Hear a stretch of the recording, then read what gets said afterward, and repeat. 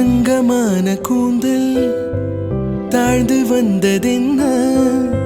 வந்து உனது பாதம் கண்டு வணக்கம் சொல்லவோ